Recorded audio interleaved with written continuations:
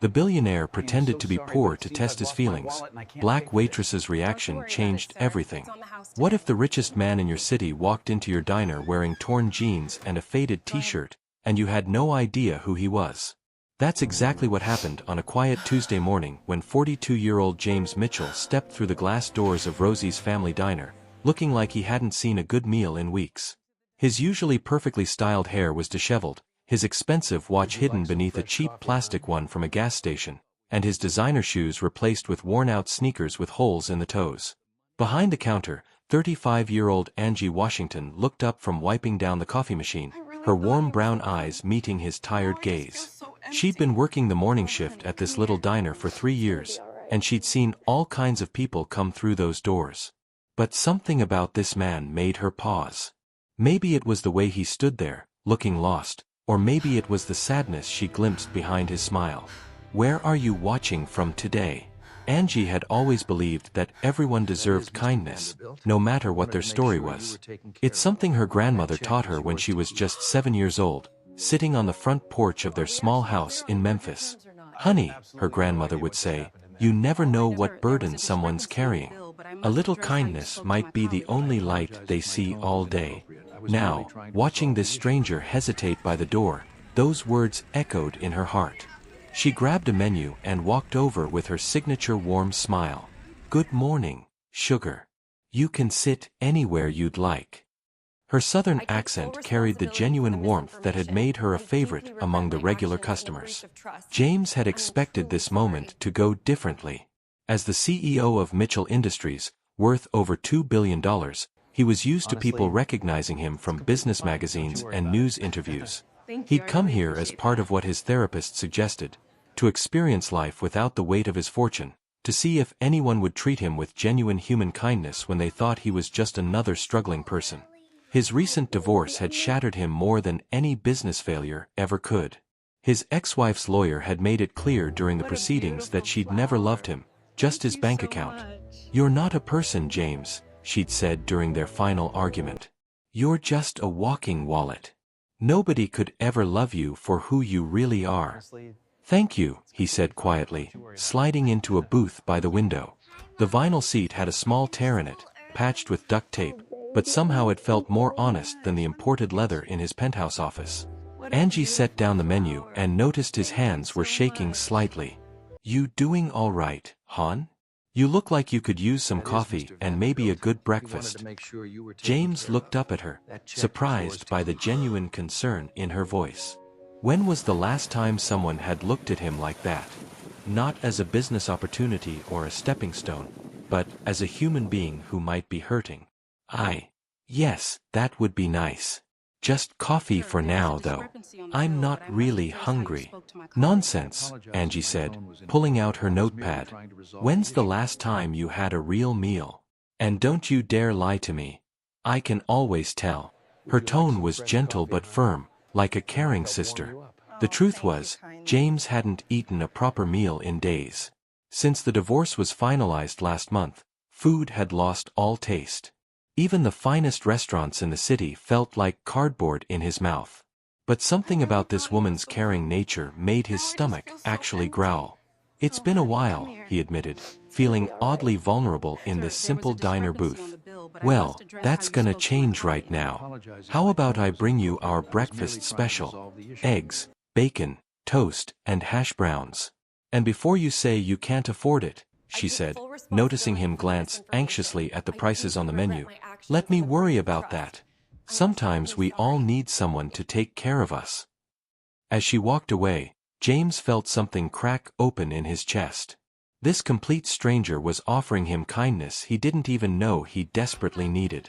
20 minutes later, Angie returned with a plate piled high with golden eggs, crispy bacon, and perfectly browned toast.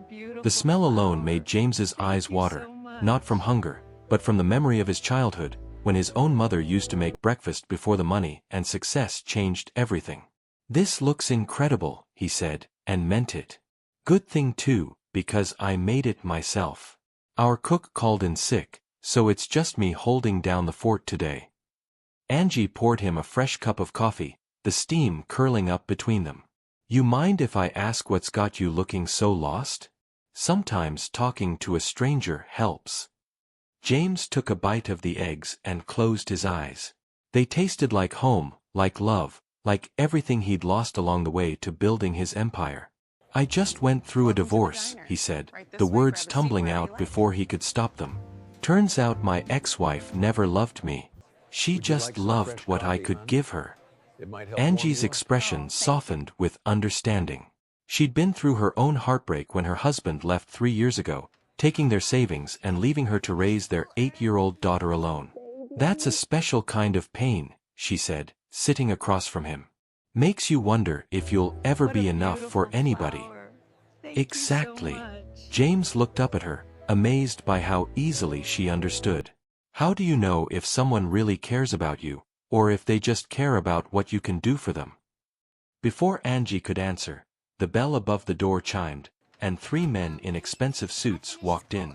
James's stomach dropped when he recognized them, board members from his own company. They were probably looking for him, wondering why he hadn't shown up for this morning's emergency meeting about the Henderson acquisition. I need to use the restroom, James said quickly, sliding out of the booth and heading toward the back of the diner. From the bathroom, he could hear the men talking to Angie. Excuse me, miss, we're looking for someone. Tall guy, brown hair, might look a bit down on his luck. Can I ask why? Angie's voice was protective. He's supposed to be at a very important meeting. His name is James Mitchell. He's the CEO of Mitchell Industries. James heard Angie's sharp intake of breath. His heart sank. Now she'd know who he really was. She'd probably feel foolish for treating him like any other struggling customer. Worse, she might think he'd been making fun of her kindness. I don't know anyone by that name, Angie said firmly. The only James here is having breakfast and going through a hard time. I think he deserves some peace. James pressed his back against the bathroom wall, stunned. She was lying to protect him. Even after learning his identity, she was choosing to shield him from the very world he was trying to escape. The men left after a few more questions, and James slowly made his way back to his booth. Angie was waiting for him, refilling his coffee cup as if nothing had happened. If this moment touched your heart, please give the video a thumbs up. But when he sat down, she looked at him with those warm brown eyes and said, So, James Mitchell, CEO of Mitchell Industries, you want to tell me what you're really doing here? James felt his face burn with shame and embarrassment. Here was this wonderful woman who'd shown him nothing but kindness, and he'd been lying to her from the moment he walked in. He prepared himself for her anger, for the disappointment he was sure would replace the warmth in her eyes. I'm sorry, he began, his voice barely above a whisper. I know how this must look. Some rich guy playing dress-up, making fun of people who are actually struggling. But Angie surprised him by reaching across the table and gently touching his hand. Honey, I don't think you came here to make fun of anybody. You came here because you're hurting, didn't you? The simple gesture nearly broke him. When was the last time someone had touched him with such gentle understanding? I wanted to know if anyone could care about me when I wasn't James Mitchell, the billionaire. When I was just James. And what did you find out? James looked into her eyes, seeing no judgment, no calculation of what his wealth could do for her. I found out that you have the kindest heart I've ever encountered. You protected me from those men even after you knew who I was. Angie smiled sadly. My grandmother used to say that money doesn't make a person good or bad, it just makes them more of what they already were. You walked in here sad and hurting, not throwing your weight around or demanding special treatment. That tells me who you really are. But I lied to you. You were protecting yourself. That's different. She paused, refilling his coffee. Can I tell you something? 3 years ago, my husband left and me our daughter with nothing but bills and broken promises. I thought I'd never trust anyone again. But working here, seeing how people treat each other when they think nobody important is watching, that taught me something. James leaned forward, captivated by her story. The man who comes in every Tuesday and leaves a $20 tip on a $5 meal because he knows I'm raising my daughter alone. He's rich in the ways that matter. The elderly woman who shares her pie because she's worried I haven't eaten. She's got more wealth than most billionaires ever will. And where do I fit in that picture? James asked, afraid of the answer. Angie studied his face for a long moment. You're someone who has everything money can buy but came looking for the one thing it can't, genuine human connection. That doesn't make you a bad person, James. That makes you human. Just then, the bell chimed again, and a young girl with bright eyes and braided hair bounced through the door. Mama!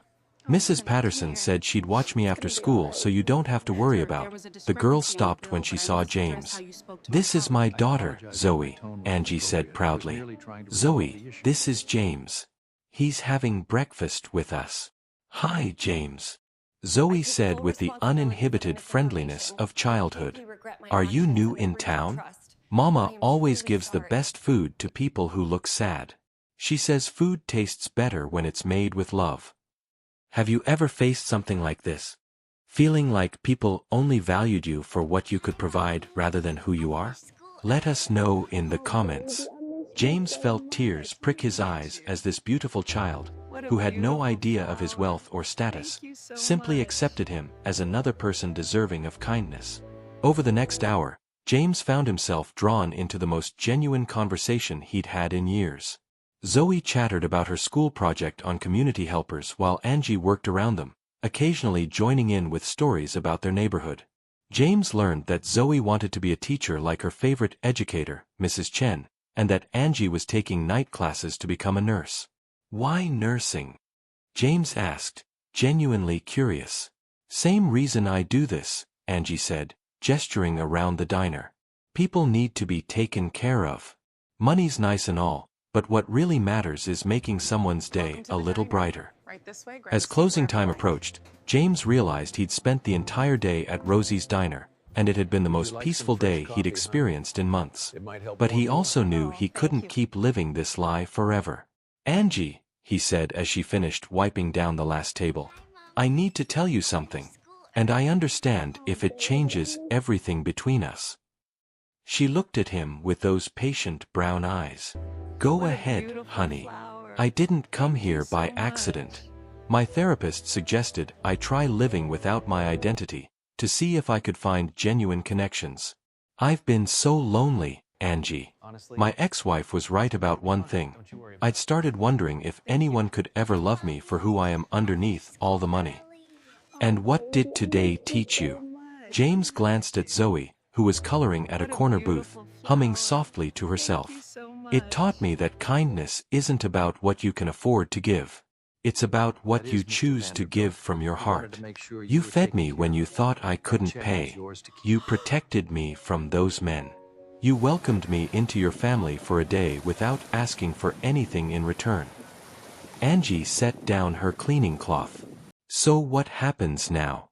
You go back to your penthouse and forget about the poor folks at the diner. The question hit him like a physical blow because he realized that's exactly what the old James would have done. No, he said firmly. I want to ask you something, and I need you to know it has nothing to do with money or charity or anything like that.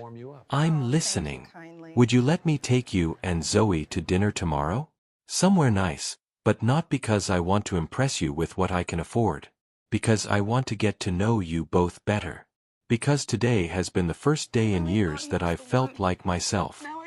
Angie was quiet for a long moment, studying his face. You sure about this? Because once you walk out that door, you could go back to your regular life and pretend this never happened. Nobody would blame you. I don't want to go back to that life. Today showed me what I've been missing. James stood up and pulled out his wallet, but Angie shook her head. Breakfast is on the house. But dinner tomorrow? You let me cook for you and Zoe at our place. That way you'll see how we really live, not some fancy restaurant version. If you've been enjoying this story, subscribe to our channel for more heartwarming tales. James felt something shift in his chest, a warmth he hadn't experienced in years. I'd be honored. As he prepared to leave, he realized this wasn't an ending. It was the beginning of something real. 6 months later, James stood in the kitchen of Angie's small but immaculately kept apartment, helping her prepare Sunday dinner. Zoe sat at the kitchen table doing homework, occasionally asking James for help with her math problems. It had become their weekly tradition, one that James protected more fiercely than any business meeting. "You know," Angie said, stirring the pot of her famous chicken and dumplings, "when you first walked into the diner, I thought you were just another lost soul needing some kindness. I never imagined you'd become family." James smiled, thinking about how much his life had changed. He'd restructured his entire company, creating a foundation focused on supporting single mothers pursuing education. He'd also invested in 3 small diners in underserved communities, not for profit, but to create spaces where people could find the same warmth Angie had shown him. "Mama," Zoe said, looking up from her homework, "can James help me with the school talent show? I want to sing that song about kindness." What a beautiful "Of course he flower. can, baby. Thank you so much. James is good at helping people shine." The simple domestic scene filled James with more contentment than any corporate victory ever had. His ex-wife had been wrong about one thing: people could love him for who he was. But first, he'd had to remember who that person was underneath all the money and power. That evening, as they sat around Angie's small dining table sharing dinner, James reflected on the journey that had brought him here. The scared, lonely man who'd walked into Rosie's diner had been transformed not by grand gestures or expensive gifts, but by daily acts of genuine love and acceptance. "I have something to tell you both," James said, setting down his fork. "Today marks 6 months since we met." "Has it really been that long?" Angie asked, though her smile suggested she knew exactly what day it was. "And in all that time, you've never asked me for anything. Not money, not favors, not connections. You've just loved me for who I am." "That's what family does," Zoe piped up matter-of-factly. James reached into his pocket and pulled out 2 small velvet boxes. "I wanted to ask you something, Angie. And you too, Zoe, because this involves both of you." He opened the first box, revealing a simple but beautiful engagement ring. "Angie Washington, you saved my life that day in the diner. Not with grand gestures, but with kindness, honesty, and love. Will you marry me?" Angie's hands flew to her mouth, tears streaming down her face. "Oh, James." "And Zoe," he said, opening the second box to reveal a delicate necklace with a small heart pendant, "will you let me be your dad? Not because I'm rich, but because I love you and your mama more than anything in this world." Zoe launched herself into his arms. "Yes. I've been hoping you'd ask." Through her tears, Angie nodded. "Yes, James Mitchell. Yes to all of it." As they embraced in that little kitchen that had become his real home, James understood that true wealth wasn't measured in bank accounts or stock portfolios. It was measured in moments like this, surrounded by people who loved him not for what he had, but for who he'd chosen to become. If you enjoyed this story, please remember to like, leave a comment with your thoughts, and subscribe for more heartwarming tales. Thank you for joining us on this journey of love, kindness, and the connections that truly matter.